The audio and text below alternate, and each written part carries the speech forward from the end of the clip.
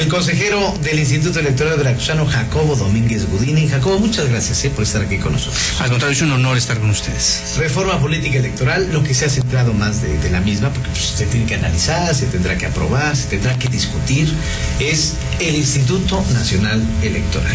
Así es, dos fuerzas políticas proponen la creación de un Instituto Nacional de Elecciones, incluso tiene hasta su nombre, el INE, que vendría a sustituir las facultades del IFE y vendría a sustituir a los institutos locales, es decir, el del Estado de México, Durango, Veracruz, todas las entidades federativas tienen un instituto que organiza sus elecciones locales. ¿Cuáles son estas?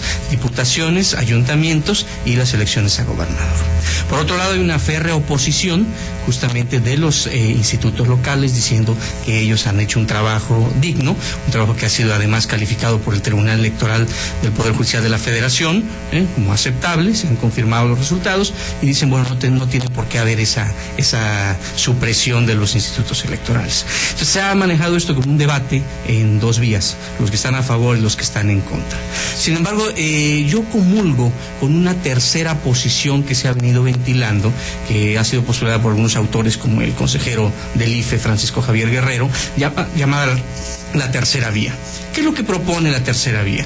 Bueno, dice que no es ni tan cierto que haya que desaparecer los institutos electorales, claro, ni tan cierto es que la Federación debe arrogarse todas las facultades, sino que debe haber una fusión de las experiencias ya tenidas en los institutos locales y, por otro lado, las experiencias exitosas, debemos decirlo, de un Instituto Federal Electoral que en 22 años, se ha consolidado a nivel internacional como un referente en materia de elecciones. Esto daría la oportunidad de compartir experiencias, de transitar una reforma de manera mucho más tersa y de acercar posiciones que están diametralmente opuestas.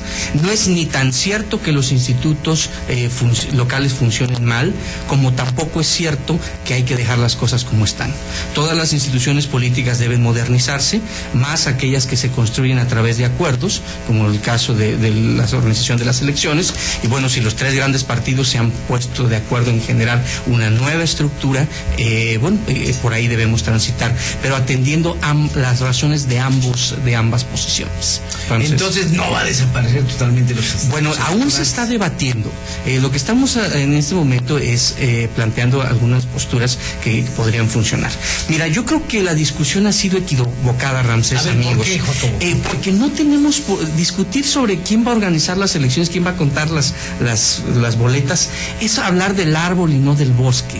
Es decir, el planteamiento inicial que debe discutirse es si la materia electoral va a pasar a ser una materia federal. Esto es, si la Federación se va a arrogar las facultades en materia electoral como las tiene en materia de petróleo, como las tiene en materia hacendaria, como las tiene en otras materias. Y si esto es así, bueno, hay una serie de mecanismos que tienen que implementarse. La primera, la supresión de las legislaciones locales. Es decir, debe haber un código único de elecciones para todo el país. Porque sí, bueno, lo que los partidos de oposición están diciendo, oposiciones al que sea el partido en el poder, comentan que hay una confabulación de los institutos electorales con el partido en el poder. Ese es el medio de la situación. Mira, nosotros no podemos, desde el punto de vista del análisis político, cuestionar posiciones que tienen intereses.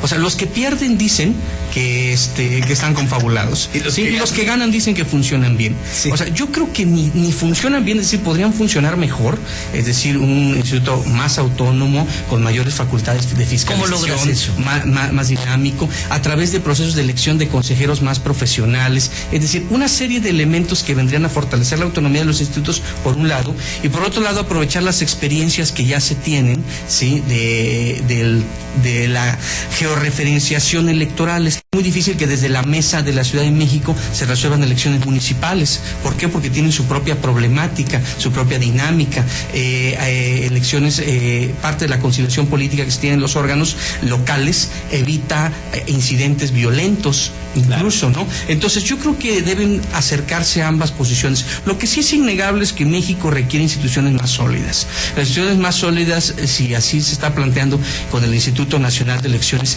debe darse a través de la transparencia, a través de la credibilidad, a través del acuerdo político político real, no el acuerdo político mañoso, Ramsés, amigos, porque debemos recordar que la Cámara de Diputados fue incapaz durante más de un año de elegir al consejero del IFE. Todavía no. Entonces, ahora, por ejemplo, en el último concurso lo declaran desierto porque nada les gustó. Entonces, tampoco podemos convertir al Instituto Electoral en el reflejo de las pugnas parlamentarias.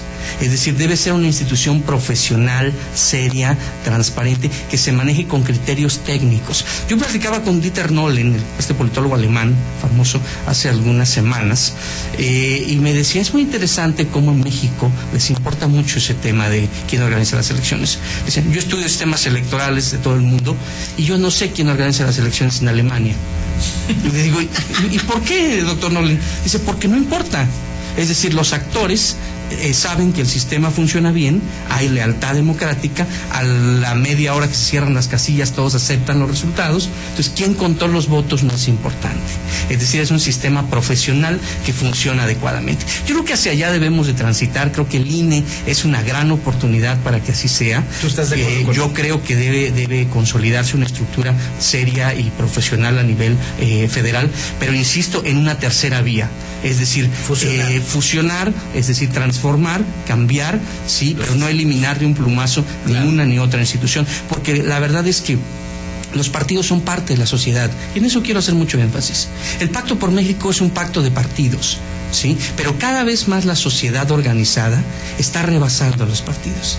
Es decir, la gente... ya va a haber candidaturas independientes. Así es, de acuerdo a la reforma 35 hay candidaturas independientes. Es decir, la gente se va alejando de los intereses del discurso político, y los acuerdos de la cúpula a veces no corresponden con el sentir de la ciudadanía, y vemos cómo ahora en las calles se manifiestan las cosas, y ahora hay otra plaza pública, la virtual, en donde nosotros en las redes sociales vemos una serie de inconformidades que no se dan en los medios establecidos. Es decir, nuestra sociedad va cambiando, las instituciones deben cambiar también, pero bajo criterios modernizadores. Entonces, en ese orden de ideas, creo que el INE puede ser una gran idea, siempre y cuando guarde algunos principios rectores, entre ellos un sentido que se está perdiendo entre la clase política, que es el sentido común.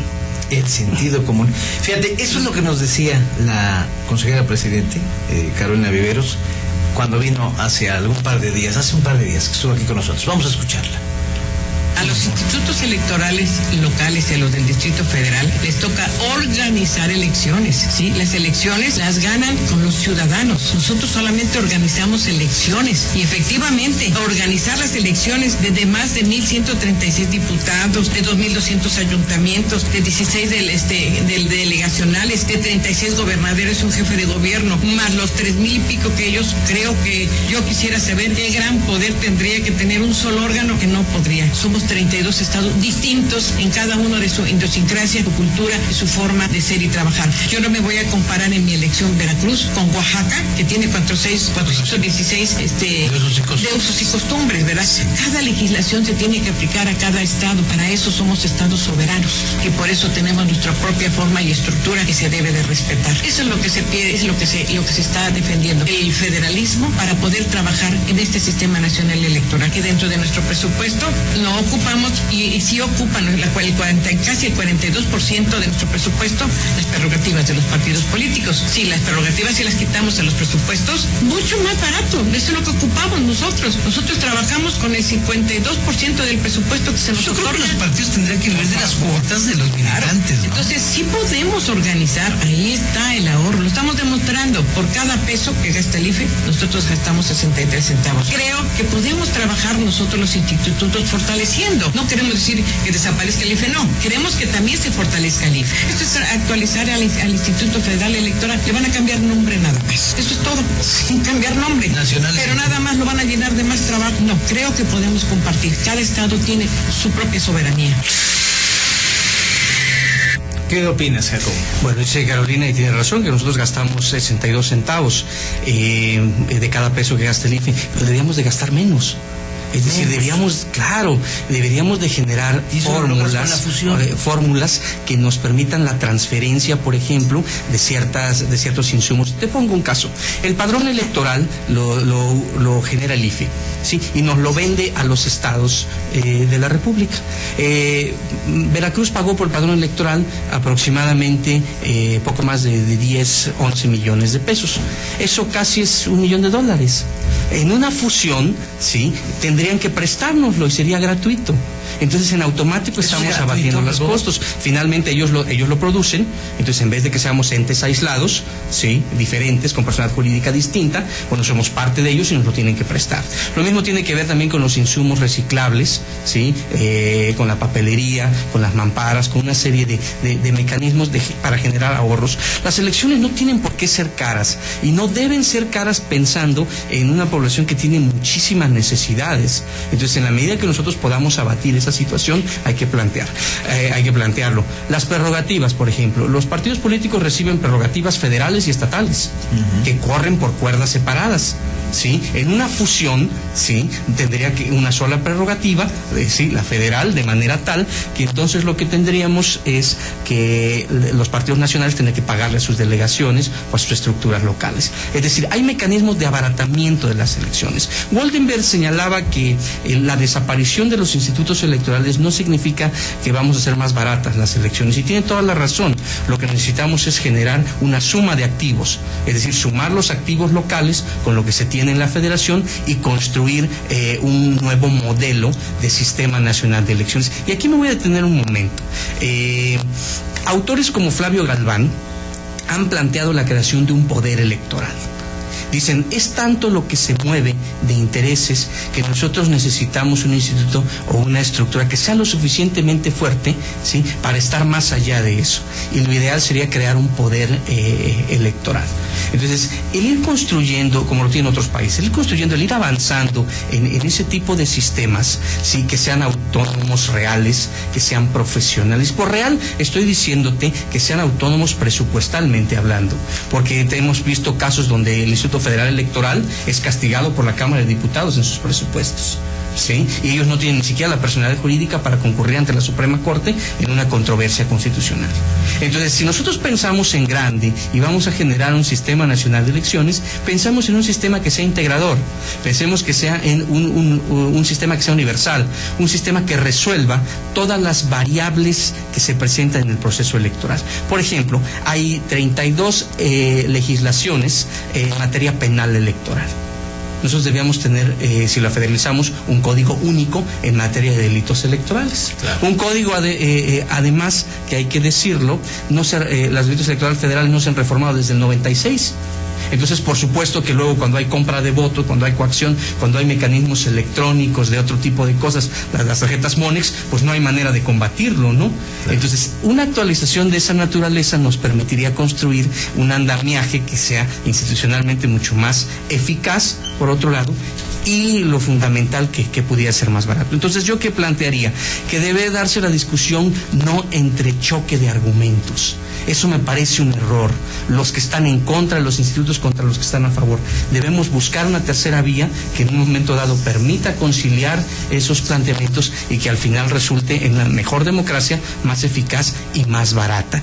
Y no verla desde nuestras propias trincheras. Cuando uno está trepado en el árbol, como en el caso del IEP, a veces cuesta trabajo ver el bosque, pero cuando salimos a la calle los ciudadanos nos recuerdan que el bosque necesita que lo abonemos muchísimo. Jacobo, muchas gracias. Como siempre, muchas gracias esta gran participación, claro, que habla de la reforma político-electoral y en este caso de esta fusión que propones, la tercera vía para el Instituto Nacional Electoral. Jacobo, muchas gracias. Muchísimas gracias a ustedes, es un honor.